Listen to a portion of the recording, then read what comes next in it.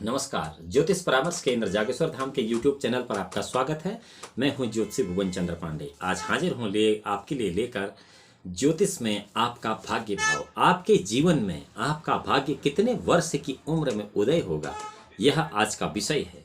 किसी भी जातक की कुंडली में या आपकी कुंडली में आपका भाग्योदय किस वर्ष होगा या कितनी उम्र आपकी जब होगी जबकि आपका भाग्योदय होगा, यह हम आज आपको बताएंगे।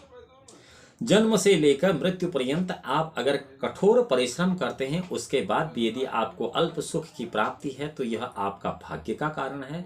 और यदि आप अल्प परिश्रम करने के बाद बहुत अच्छे सुख भोगों का उपभोग करते हैं तो यह भी आपके भाग्य का ही कारण है।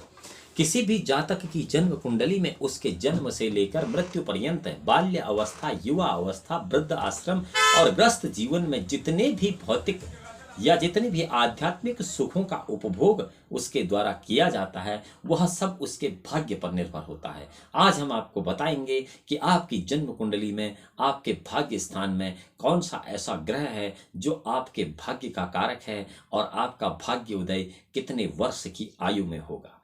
इससे पहले कि हम यह बताएं कि आपका भाग्योदय कब होगा, कुछ उन जातकों की बात कर लेते हैं जिनके भाग्य भाव में ग्रह तो हैं उस भाग्य के कारक, परंतु उन्हें उसके शुभ फल प्राप्त नहीं हो पा रहे हैं। ऐसे जातक जिनके भाग्य भाव में कोई ग्रह स्थित है परंतु उनका भाग्य इतना साथ नहीं देता, यानी कि उनके सारे काम पूरे होते ही नहीं हैं, सारे काम बिगड़ जाते हैं। ऐसे जातकों के भाग्य को कैसे सक्रिय किया जाए, इसका उपाय इस वीडियो के अंत में दिया जाएगा। आप यदि इस वीडियो को नहीं देखना चाहते हैं, केवल अपने भाग्य को जागृत करने का उपाय जानना चाहते हैं, तो आप अपने इस वीडियो को स्किप करके अंत में जाकर केवल उपाय देख सकते हैं। परंतु आप पूरा वीडियो देखें तो आपको प्रत्येक अलग अलग ग्रह के भाग्य के उदय करने के जो उपाय हैं वह भी बीच में मिलेंगे। और हाँ, यदि आप इस चैनल पर नए हैं तो इसको सब्सक्राइब करना और बेल आइकन का बटन दबाना न भूलें, ताकि आपको ज्योतिष की सटीक जानकारी सर्वप्रथम बिल्कुल सही और शुद्ध जानकारी आपको प्राप्त हो सके। चलिए चलते हैं भाग्य भाव की तरफ। किसी भी जातक की जन्म कुंडली में या आपकी जन्म कुंडली में जो नवा घर है, उस नवे घर में जो भी ग्रह है वो आपके भाग्य का ग्रह है, और नवे घर में जो राशि है वो आपके भाग्य इसकी राशि है। आपकी जन्म कुंडली में या किसी भी जन्म कुंडली में नवे घर में जो राशि है, उसी राशि का मालिक आपका भाग्येश कहलाता है। इसे ही भाग्येश कहते हैं। नवम से भाग्य और धर्म कर्म के संबंध का विचार किया जाता है। भाग्येश के बलवान होने से जातक भाग्यशाली होता है। यदि भाग्येश कमजोर है तो भाग्य उतना उत्तम नहीं रहता है। यदि भाग्य भाव में अनेकों ग्रहों की दृष्टि है तो किसी भी आदमी को अपने भाग्योदय के समय अनेक लोगों की मदद लेनी पड़ती है।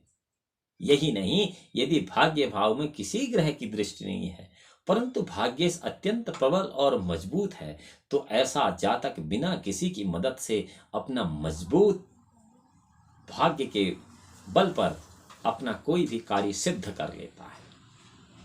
भाग्येश यदि 6, 8, 12 भाव में है, यानी कि आपकी कुंडली के 9वें भाव का मालिक यदि आपकी ही कुंडली के 6ठे, 8वें और 12वें भाव में है, तब समझिए कि आपका भाग्य उतना अच्छा नहीं है।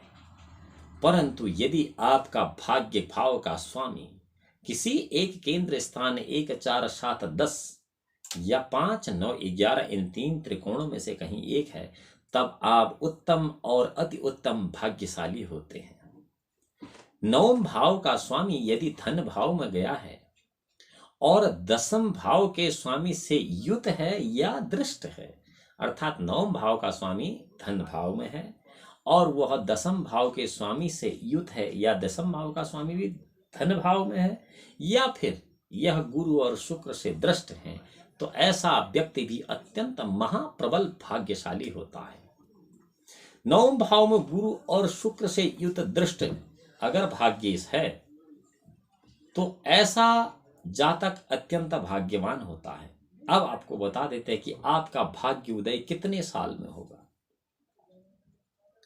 मेष वृश्चिक योर भमः शुकरो बृहस्पतिलाधिपो बुधो मिथुन कन्यायां मीन चापाधिपो गुरु नक्र कुंभाधिपा सौरी कर्कस्याधिपति शशि सिंहस्याधिपति सूर्य हो कथितो गणकोत्तमे। मैंने कई बार पिछली वीडियो में इस बात को कहा है यदि आपका मेष लग्न है, किसी भी जातक का मेष लग्न है, तो उस जातक का भाग्योदय 16 वर्ष की अवस्था में हो जाता है।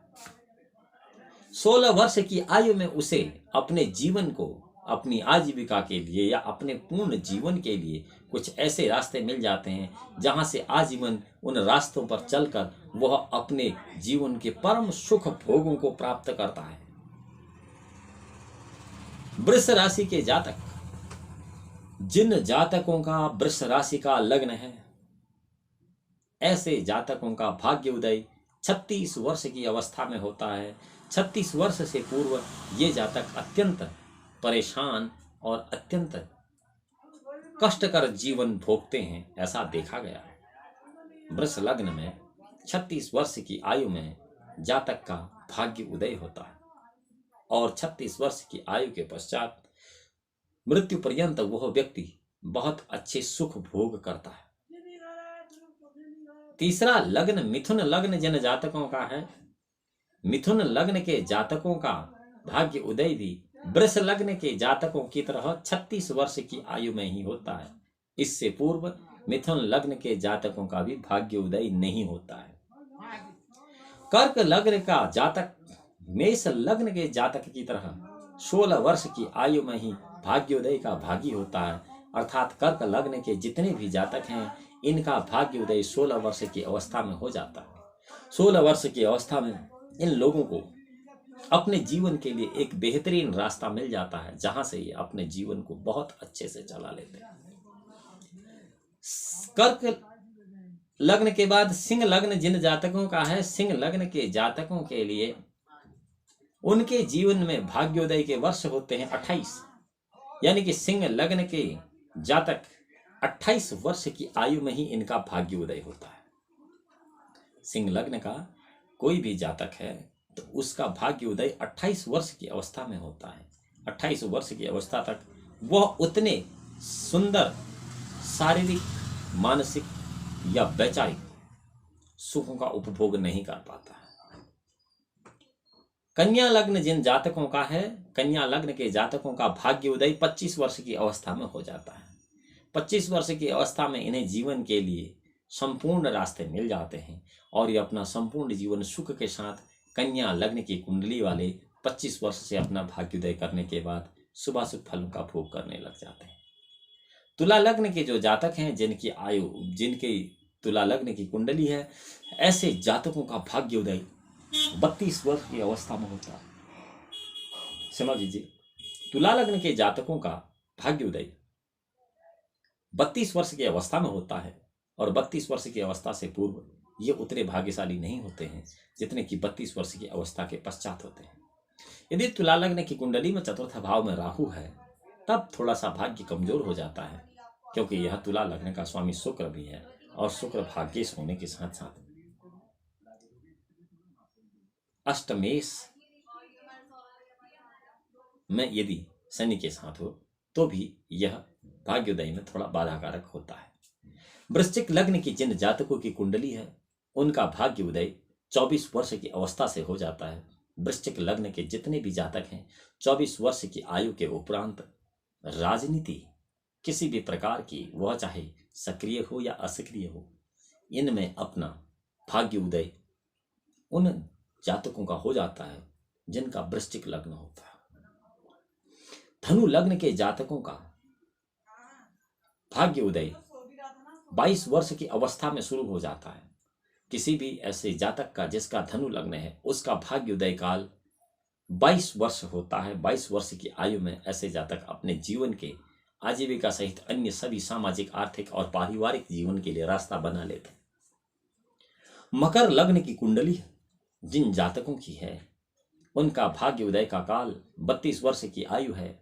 मकर लग्न के जातक 32 वर्ष की आयु के पश्चात भाग्य उदय का सुख उपभोग करते हैं। इससे पूर्व वह सामान्य जीवन व्यतीत करते हैं।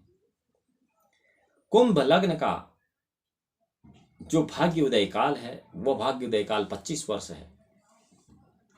कुंभ लग्न के सभी जातक जिनकी कुंडली कुंभ लग्न की है, ऐसे सभी जातकों का भाग्योदय 25 वर्ष की आयु के बाद ही होता है। 25 वर्ष की आयु के पूर्व कुंभ लग्न का जातक इतना सुखी नहीं होता है। मीन लग्न के जातकों का भाग्योदय काल 28 वर्ष के बाद होता है।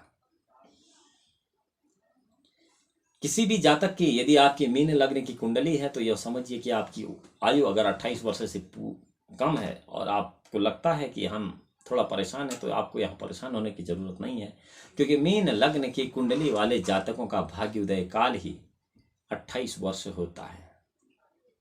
प्रिय दर्शकों, मेष, वृष, मिथुन, कर्क, सिंह, कन्या, तुला, वृश्चिक, धन, मकर, कुंभ, मीन, इन 12 लग्नों का, 12 राशि लग्नों का भाग्य उदय का काल का समय मैंने आपको बताया।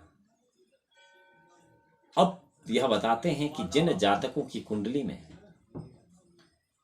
यह भाग्येश या भाग्य भाव पर कोई ग्रह है परंतु उन्हें उस भाग्येश के शुभ फल प्राप्त नहीं हो रहे, तो क्या करें जिससे उन्हें इसके शुभ फलों की प्राप्ति हो सके।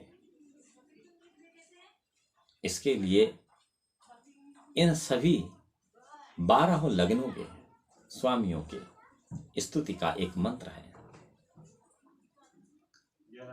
जो इस प्रकार से है कि अगर आपका लग्न वृष है या फिर आपका लग्न मिथुन है, दोनों ही परिस्थितियों में मिथुन और वृष लग्न के जातकों के लिए इनका भाग्योदय काल 36 वर्ष की अवस्था में होता है। नैसर्गिक दशा और विंशोत्तरी दशा में बहुत बड़ा फर्क है। विंशोत्तरी दशा के हिसाब से इन लग्नों की दशा नहीं चलती है, लग्नों की दशा का सीक्वेंस अलग है। फिर भी यदि आपको मेष, वृश्चिक,